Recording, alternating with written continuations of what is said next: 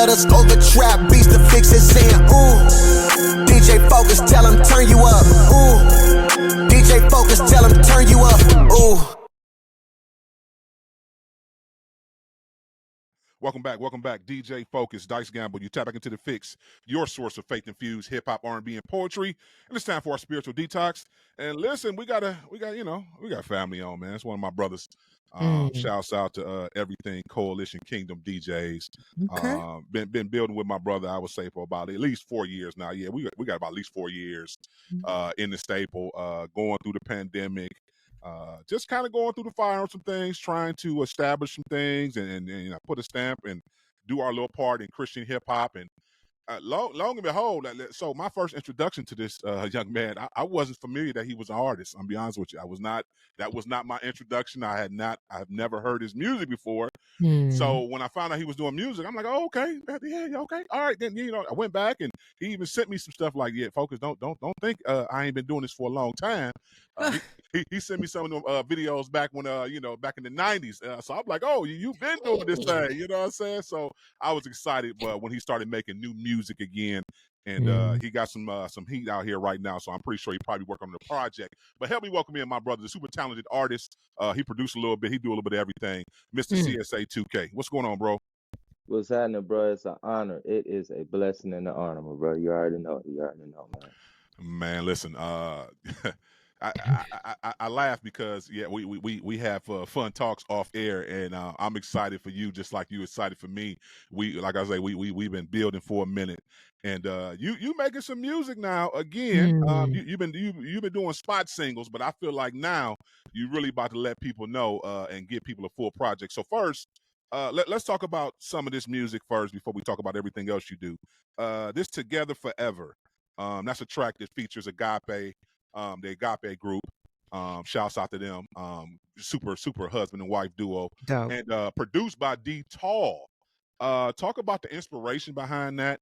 And is it something you want to tell us? Because I feel like this was a song to your wife or something. Like, is this that 90s R&B song you always wanted to make?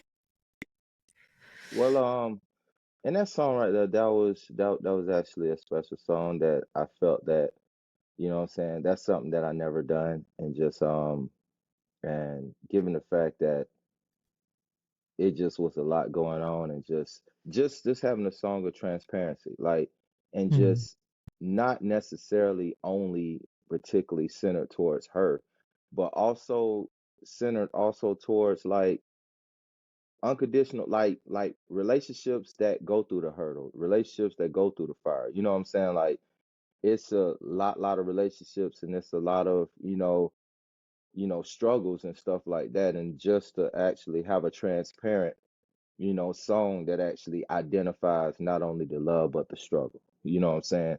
And just that it just and then just make it where it sounds good. And since like the song was inspired by an old song back in the day from the group Jagged Edge. I actually used to work with Jagged Edge back in the days when they had their label, and I always looked up to their music. And their music inspired me and got me through some hardship in my worldly love days, So I actually took one of the actual samples, and I linked up with my bro D Tall, man, and he sent me the track like a while back. He actually was like, "Yo, man, I want you to hear something. I want you to tell me what you think about it." And he played it, and I was like, "You gonna use that?" And he was like, "Nah, not at the moment." I'm like, "Hey, once you send me that, you know what I'm saying, I'm gonna use it." And it took me a minute to sit on it, but everything was real. Everything came from the heart, you know what I'm saying? Regardless of the current, like, everything was real. So yeah. I know, Focus, you started out asking him about the other song, but the Get Up and Get Out is the one for me. I And I know, appreciate that, Dice. I appreciate that for real, man. I appreciate that. bro, I mean, I was like, some people are in trouble. They thought they had some airtime and they don't no more. That's I so appreciate that. it's fire. Thank you. Listen, man, I wanted to ask you a little bit of the inspiration for that. Like, how did that song come about? Because that's what I'm curious to know right now. Well, I felt like we was like right now we're celebrating the pure essence of hip hop. And no matter where we at in our life, we was still inspired musically through like you know what I'm saying, like particular areas of hip hop. You know, that's what inspired us to even rap, you know, not just pertaining to what God inspired us to rap what we rap about, but the essence of hip hop inspired us to rap, period. You know what I'm saying? Like so Mhm. with me actually just going through the motions of music and just being a big fan of, you know what I'm saying, the South, like Outkast, the Dungeon Family. And that song, when I first heard it when I was younger, like it really did something to me because it was just like in those days we was all going through our struggle, and just to hear somebody motivate you and just say get up, get out and do something, you know what I'm saying, is it just like that was the anthem of us, you know what I'm saying, like not allowing our current situations or where we at to keep us pushing. So it's like the idea came back to me and I was like, I really wanted to tap in with that phrase and just really, you know what I'm saying, revise, give birth to that song, especially in this time, a moment where we pay homage to hip hop. And I took the idea to Luke G and everything, and we sat down and I was like, this is how I want the beat, man. This is how, and he did everything I asked for. And then before we did anything, I wanted him to write it. I ain't gonna honest. I actually wanted him to do the hook, like write the hook and everything. I was just gonna come with my end. But he looked at me and he was like, all right, CSA, what the hook gonna be? And I was like, you good for that? So so I was thinking and I was like, I got it. And I wrote it. And actually he did it better than what I gave to him. Like I gave it to him the blueprint, but he put his sauce on it, and I wanted it to feel like not just feel like the South, but to feel like an inspiring record to just push everybody, like to take an essence of that era and to bring it in the kingdom, because now everybody's making music in the kingdom, but it's sounding a lot like what's current. You know what Mm. I'm saying? Like so I'm like, since everybody's doing that, and that's cool. You know, let me start grabbing from the essence of hip hop and start reinventing some of these cliches, some of these phrases, certain these things, and just doing it for the sake of purpose and doing it sake for God. You know, so yeah. I will say my favorite line, obviously, in that song would be you hoping you could get some makeup. And so I wanted to lead out with I believe that that was a sexual line concerning your wife in this song, whoever that is on the first verse. And I wanted to ask you this, like, do you feel like we haven't talked about wife and husband enough in this genre? You know what I'm saying? I see it now, like, and so that was just my interpretation. I could be wrong, but there is a relationship vibe that you have going on concerning marriage. Is that something that you feel like is super important and we need to be inserting in music more? I mean, yes, because and I hear a lot of secular music, like they come with their raunchy aspects, you know what I'm saying, of how they address either their side chicks or they one night standers or whatever they do. You know, they address that or they address. So I'm like, it's nothing wrong if it's innocent to fully address where you are. Like there shouldn't be no boundaries of expression. Like because if you're there, if you're in that pocket and if you're in that place, you know what I'm saying, and you're in that place the right way, then you should be able to freely address in music. You know what I'm saying? Music is a freedom of expression. So what better way to just to just really like really address and be comfortable when you make music? Because I feel like this, like if you have a relationship with God, then the only boundary that you have in your creativity is the boundary of your own standards based upon your relationship. But you can still express freely. You know what I'm saying? Because you already have a boundary set. So you can just, you know, you ain't got to worry about nothing because you already have a boundary set. So it's like you shouldn't have a boundary set, then set boundaries on top of your boundary set, because now it's like your songs really, they're cool, but they just don't sound real. You know what I'm Yeah. saying? They sound planned, but they don't sound real. You know, so yeah. Mm, that's good. Listen, DJ Focus, Dice Gamble, we kicking it with Mr. CSA2K. We got to go to a quick break. We coming right back with more. Keep it locked. You tuned into the Fixx. And the fix is in. Only Culture Radio. We're not just background noise. We play the music that inspires you because every song has a story. Christian hip hop and R&B music and talk on Siriusxm channel 154, 24 hours a day. Holy Culture Radio is changing the game. Discussions about faith, arts, vocation, and education. We talk about the real issues that affect our communities and work together to find solutions. Join the discussion at holyculture.net and be heard. Welcome back. DJ Focus, Dice Gamble. You tap back into the Fixx, your source of faith-infused hip-hop, R&B, and poetry. We still got Mr. CSA2K on with us. So come on, talk about the CSA. Self-therapy is emphasized all throughout your music. Let's be very clear.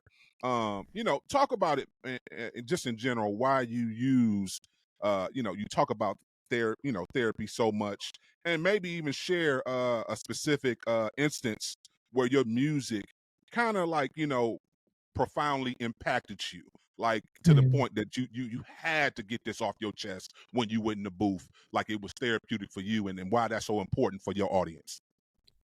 Well, self-therapy was the reason why I actually started back doing music. Because when I left from being an artist, I just was in a space where I felt like, how you sit yourself down. Like in church when they be like, if the pastor he going through his little whatever, what I'm saying, he need to sit down right quick. Well, let's just sit him down. It's like I felt like through just some of my decisions, what I'm saying, and just some of my battles, that made me, want to sit myself down, because I felt like in that season where I just ain't feel right getting in front of a crowd of people and rapping and just speaking of certain things if I wasn't all the way, or if I had battles and I was in my little area. So I was just like, I set myself down, and then of course God brought me the ideas of finally starting listening to people suggest, starting a gospel DJ organization, listening to people, and finally I started doing that, and then I actually started managing artists, and I started like really putting all my talents into other artists to help their music and to help their careers and stuff, and just putting all my musical gifts and the love I have for music into building the DJ organization so I can still be tapped in with music. But recently, with just everything going on and just in that season, I had to go back to it.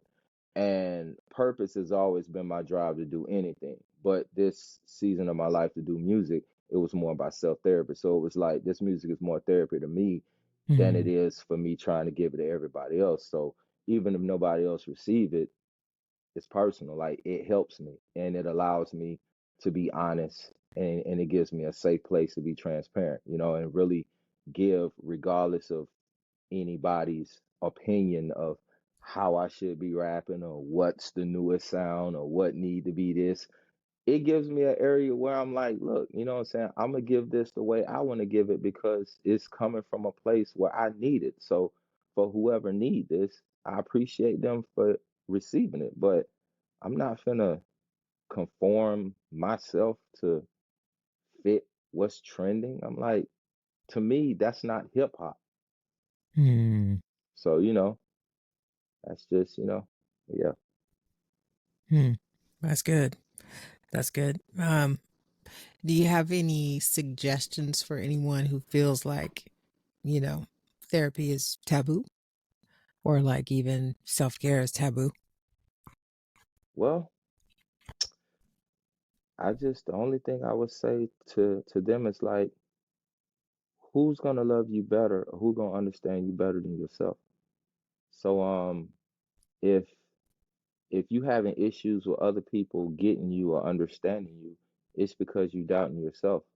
Because if you really embrace yourself and you really see the importance of where you need to be in life, then it's not necessarily about how people get you, it's how people see the authenticity of you, so I mean, and so if you don't do it for yourself, then don't put that pressure on somebody else to do it for yourself and them too, like, just being real.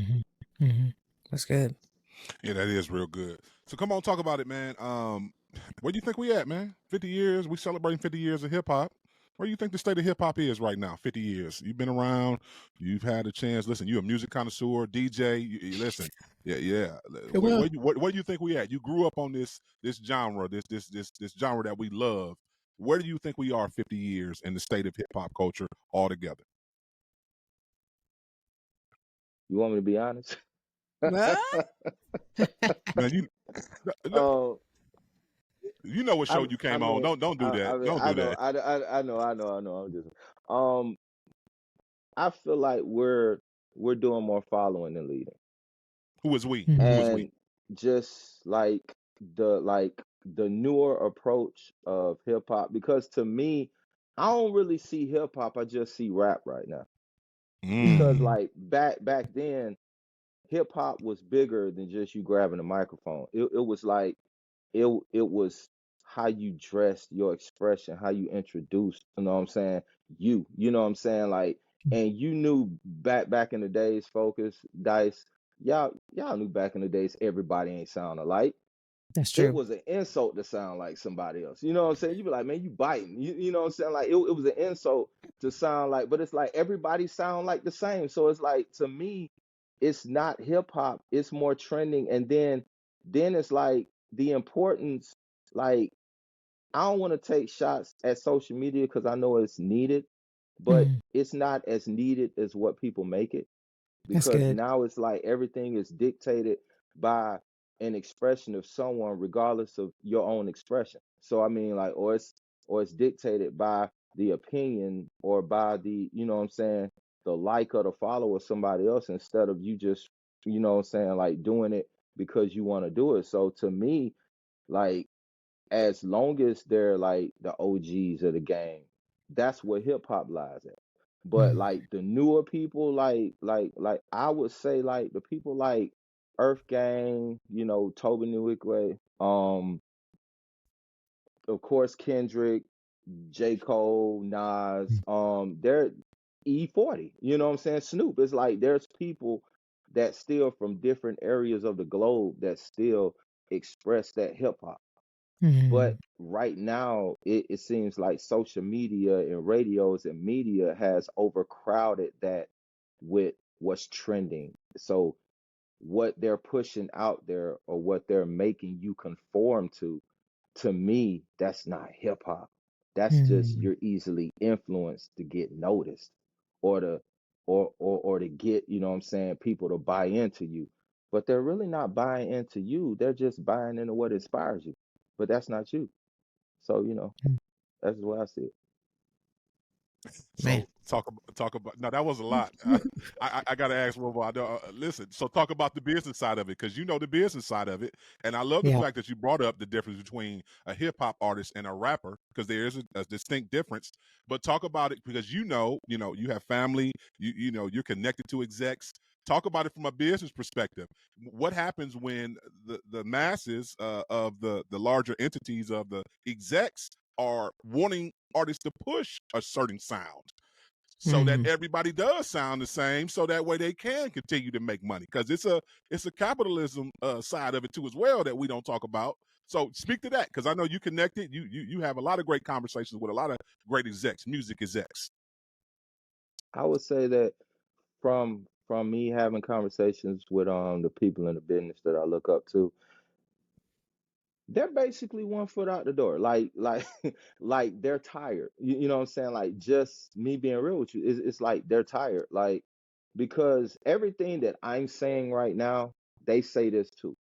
It's just the Mhm. difference is at the end of the day, they still got to go punch that clock. And when they punch that clock, what's really running the industry right now, to really be honest with you, are the young people. These Mhm. interns they getting and everything like that. Because I had a conversation with one of my big bros, and we was talking about that. And he actually said he was like he just said he was like, man, I get tired of them saying like white man, you know what I'm saying, they tearing hip hop, da da da da da. He was like, when you look at it, we are the ones that's introducing this music. And I'm like, you're Mhm. absolutely right. Like it's like when they hire these interns, these intern A&Rs and everything like that, these interns are heavily influenced by social media. They're heavily influenced by TikTok. They're heavily influenced by what's trending. So they're the ones that's feeding this to the larger scale, and all the larger scale is about is business. So if you have an intern or you have a younger A&R that's going to these clubs that's seeking out what's popular, just because if they give you something good, it rewards them. It puts them in a position. It kind of strokes their ego. So they're giving this stuff like this is what hot now. And then all they do is they show the algorithm behind it. So the Mm-hmm. business side looking at the numbers. Mm-hmm. And if you're vouching for this and you work under this company and they think highly of you, then they're going to take it from you. Because at the end of the day, it's your face introducing faces that look like you, no matter how you're introducing it. And they don't have to get their hands dirty. All they doing is putting money behind it. You the one that's vouching for it. You the one that's reposting on social media. You the one that's doing, you're the one that's going in these venues saying this, that. You the one, your face is in these videos. Your face is at these radio stations with the artist. It's like you're trying to be so seen with the artist that you're pitching out anything that'll get or that'll attract, because it's like we live in an age where everybody want to feel and look attractive by any means. Not They me. do. The younger Mhm. generation, I know what of you mean. course, we The older we people know don't better. care. We We don't know better. care. Yeah, just saying, We like care we know less. better. We ain't wasting no time on that. It's like Mm. it's and it's crazy. But I mean, like they they somewhat feel like shots out to my bro Ray Daniels, man, because he got his God show, he got the podcast, and it's like that's doing great, and he speaks a lot on that, like him, Mm. um our bro Rick Ross and them, they speak a lot on that. A lot of different people. Amir, like he speaks a lot on that. A lot of different people in the industry, they really speak a lot on just trying to keep the sense of authenticity, but then at the Mm. same time, they're encouraging independent artists to create their own platforms to create that demand. However, majority of the independent artists are the ones that sound like what's already out there. So it's Mm. like you got this war going on where you got, like, people in the streets, or now it's to the point that people in the streets are coming in, bringing that in. People that got beef outside the streets, they're putting in their music. Then you got like the media, they're feeding into anything that's trending. So they're Mm. gonna feed into it regardless if they agree with it or not. And then you got the DJs, of course, they have to spin whatever hot, because if they don't spin whatever hot, most of these platforms and most of these gigs they got, it's ran by promoters and club owners. So you can't go in there unless you big, you know what I'm saying, and just, say what you gonna play or introduce. You have to still follow suit. So everybody is basically settling in order to position themselves in some type of way. So they're settling, and with them settling, they choose to put themselves in a position where they have to do what's hot, even if they agree with it or not. And that goes across the board. And these young people running everything now, we just here putting them in these positions to run, because what they're doing, we're not going to do all of that. But they know how to work this. And in the meantime, their mindset of how they see things is still Mm. growing. So they make immature decisions. And Let me by them say. making them, go ahead, I'm Let me sorry. sorry. No, this is No, good. you This is good. good. I want to interrupt you because you said mindset, right? Hmm. And this is me just having a very selfish moment of my self-reflection and analyzation of my personal community, which is African American. Hmm. I feel like we could blame the young intern. We could blame the companies. We could blame the artists that make the music. But my thing is this: African Americans are a higher majority that are locked up and in prison or homes without fathers. We are locked up, but yet we are the minority in America. I don't see any Chinese on Chinese crime. I don't see any Asian on Asian crime the way that I see us respond to quote unquote music. You know what I'm saying? So I wanted to ask Mm. you this. When you say mindset, could it possibly be that some communities across the world don't have the ability to separate when somebody's making money versus somebody's entertaining. Like, good point. We brought up the Jim Jones thing, his response to D1. He was like, that's how I eat. You know what I'm saying? Like, and even in these artists' mind, they're writers, they're performers, you know, they're making music for entertainment. It's not really for people to go do what they say, you know, or to be like them. It's just how they quote unquote make money. But do we as a community though have a disconnect? And I'm just asking you this because you kind of look like me from a melanated standpoint. Do we have a disconnect of how we kind of talk to our youth personally and say a change needs to come? You know what I'm saying? Like, this is not, you shouldn't be listening to this music in that way. Like, do you feel like that's something we could step up and do better? You know what I'm saying? Or try to explain it better to our personal, you know, young kids, because it seems like our kids are the ones who kind of just take the music word for word and go do what the music says, versus all these other communities, they don't do that. Mm. Well, I'm glad we on this show right here, because Come what on, I'm bro. finna say, Come boy, on, bro. Say it, bro. I'm glad. I want to I'm hear glad it. this is a faith infused show. Boy, I'm glad, folks. I'm glad you put that down. Boy, I'm glad it's a faith infused show. But Come on, bro. uh, Come but on. it goes back to spiritual integrity. And it's like when you pointed out the Asians and different nationalities, they're not all that separate when it comes to their spiritual integrity, or just where they are grounded. Even whoever they worship, I don't care if it's Buddha, whatever you do, like there is a certain discipline in them, Mm-hmm. and that discipline reflects on how they move in other areas. Mm-hmm. We are the only ones now that, if we ain't trying to be a Muslim, we trying to be Buddha, we trying to be Christian. Sage becomes trending. Now everybody got them little blunt looking things, flagging them around and stuff like that. We try to tap in so many different things. And because we're so out there, it reflects in how we make decisions and everything else that we do. And So then you have some, yeah, and not then being it grounded. Mm, exactly, we're not grounded. And it's like, if you're not grounded, how can you ground your children? that's a good point. You know what I'm saying? So and it's like, so in our generation, is crazy to say this, but we're still the generation that just acts out of emotion. A lot of other nationalities don't really act out of emotions unless it's something related to their religion. Mm, They don't just randomly act out emotion just by anything. They don't just be like, we want to be heard. And I feel like that came from the slavery days. But the sad thing about it is, a lot of us haven't even experienced the slavery day.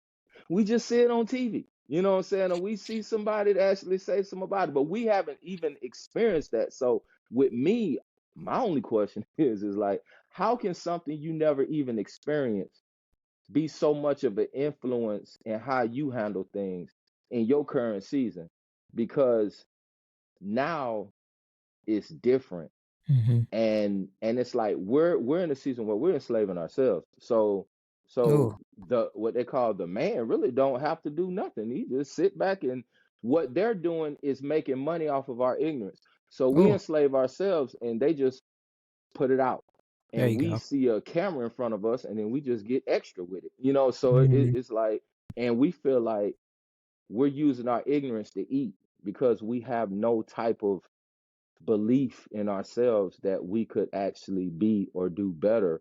Or mm, either the ones that are doing better, they still use the ignorance as an scapegoat, or like a little addictive drug, because it's clickbait. So it's something mm, easy that's going to bring them more money. You know what I'm saying? So it's like, mm-hmm, it's all about money with people. It's all about getting to the bag with our culture. It's just all about who's seen more, who gone viral. It's mm-hmm, all about blue checks. We live in a mm-hmm, blue check world. You know what I'm saying? Like, everybody want to feel important based upon the definition of how somebody else see you as being important, mm, instead of you just knowing your importance, period. So, yeah, we lack a lot, man. And it's like, people don't settle with that. It's like it's a new trend to be cool with where you are. Even where you are, don't really need to be where you need to be. So, you know. That's good. You done made a lot of people mad. Let's be very I clear. know, but you know what? I knew I'm knew glad where he he was said it. I'm glad going. because Go I hear him ahead. now talking about we need reparation checks. And what you talking about? You messing up the bags. Be quiet, CSA. Well, yeah, but I appreciate you sharing that because I agree. It's funny because my wife and I talk about that all the time when you talk about everybody with everything that's going into everything black. Yes, I get it. But I think, too, as well, some of those things we use as excuses and we don't have reality checks within ourselves and we don't get up and, like you say, get up, go out and get some ourselves. So it's a lot of things that no one's holding us back. Nobody is limiting you. And absolutely, I have never been through any form of slavery. Let's be very clear. So I freely walk and do whatever I want to do every single day. I can choose to go rob a bank or I can choose to go make the money legit. Like, there's nobody beating me, nobody holding me back, ain't nobody forcing me to work. If I don't want to work, I can go sit down and not do nothing. Now, I might be homeless, but I still had the choice to do it. Let's be very clear. No, I mean, I'm just saying you might be homeless if you do it. I ain't encouraging nobody to do it, but I'm saying we are free moral agents. We can go do whatever we want to do. Nobody is enslaving us. Nobody is holding us back. If I want to be a doctor, it might take me 6 to 8 years to get that doctor's degree right now, but I can go back to school right now and be a doctor if I choose to. Nobody is controlling me. So yes, I thank you for bringing that up. Listen, we got to have you back on, CSA. It's so much stuff we got to talk about, but listen, tell the people how they can connect with you, follow you on all your social media platforms, as well as introduce your latest single. Okay, everybody, y'all can actually follow me on all platforms at Mr. CSA2K. That's MRCSA, the number 2, the letter K, on everything. And I want to, you know what I'm saying, before I introduce this song of mine, I want to once again give the flowers to my bro, Focus, my new sis. You know what I'm saying? Dice Raw. It may be sis and lot. I'm going to stop playing. But Let's go. Let's go. Now let me stop. Come on. You just talked about viral moments. You just talked about viral moments. Now if I don't chop this up and put it out, now don't start nothing. Okay, no, I'm so afraid. They say you miss all the shots you don't shoot, Focus. You miss all the shots you don't shoot. Oh, okay. Edit. What time? Edit. Okay. 20 minutes in. Edit. Okay, please cool. edit. Fine. Let's start this over. Please introduce yourself. Tell the people how they can follow you, and please introduce your latest single. Because yeah. We're gonna get you through that first before we get to that. You ain't gonna be. I don't want no ties, no stuff, no ties, no stuff. Tell your people how they can follow you, and please introduce your single. What's good? You already know, man. Y'all can follow me on all social media platforms at Mr. CSA2K. That's MRCSA, the number 2, the letter K, on everything. And I want to introduce this new single of mine. It's a banger. It's a household banger. It's something for everybody, and it inspires everybody. The name of the joint is Get Up, Get Out 23. And it's from your boy, That's Mr. fire. CSA2K. Yes, sir. Keep it locked. You're tuned to the Fixx. And the Fixx is in.